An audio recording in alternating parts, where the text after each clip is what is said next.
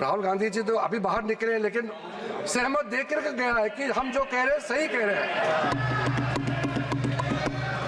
Sir, मैं इसी बीच कुछ इंडिविजुअल केसेस और कंसल्टेशन जो हम आज बिल लाया है, कुछ सदस्यों ने कहा है कि और कंसल्टेशन होना चाहिए था।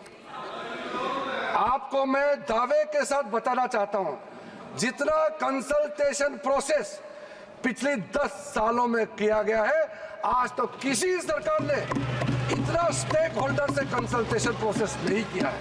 मैं आपको बताऊंगा अभी, आप सिर्फ शांति से सुनिए। सर, मैं फिर से कहता हूं, जो संविधान का हवाला दे करके बिल का जो पर्पस को, मंशा को गलत धारणा दे करके मिसलीड करना चाहता है, मैं फिर से कहना चाहता हूं सर, अगर कोई भी बोर्ड हो या कोई भी इंडिविजुअल हो, अगर कुछ काम ऐसा करता है जिसको कोर्ट में रिव्यू करना है, तो इसमें सर गलत बात क्या है?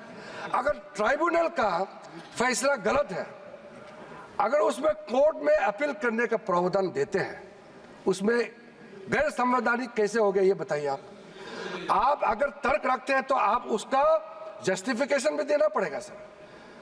अगर सर ऐसे केसेस में अभी बताने वाला हूं कि कितने सालों तक वक्फ बोर्ड में बैठे वाले लोग आपस में तालमेल करके और ट्राइब्यूनल में मैटर दे देते हैं, और ट्राइब्यूनल अपने तरीके से या पेंडिंग रख देते हैं या दूसरे तरीके से फैसला देते हैं। इसका चैलेंज आप किसी अदालत में नहीं कर सकते हैं सर। लोकतंत्र में, भारत जैसा महान देश में क्या ऐसा व्यवस्था इतने सालों तक चलना चाहिए सर? वो गुमराह करे, वो ऐसा तरीका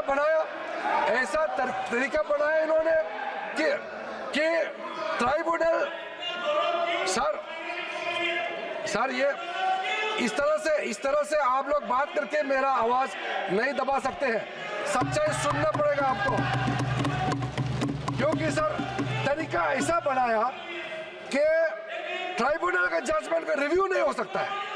कितने कोर्ट में पेंडिंग है उतना मैं बताऊंगा सर। दूसरा इन्होंने संविधान का हवाला दिया सर। इन्होंने संविधान का बार-बार हवाला दिया। हमारा देश के अंदर में कोई भी कानून, कोई भी स्पेशल लॉ सुपर लॉ नहीं हो सकते हैं। संविधान से ऊपर कोई कानून नहीं हो सकते हैं। लेकिन आप सर इसमें प्रावधान देखिए, इस 1995 का वक्फ एक्ट में ऐसा प्रावधान है जिसका बाकी कानून के ऊपर में ओवरराइडिंग इफेक्ट था सर। क्या ऐसे कानून हमारे देश में होना चाहिए?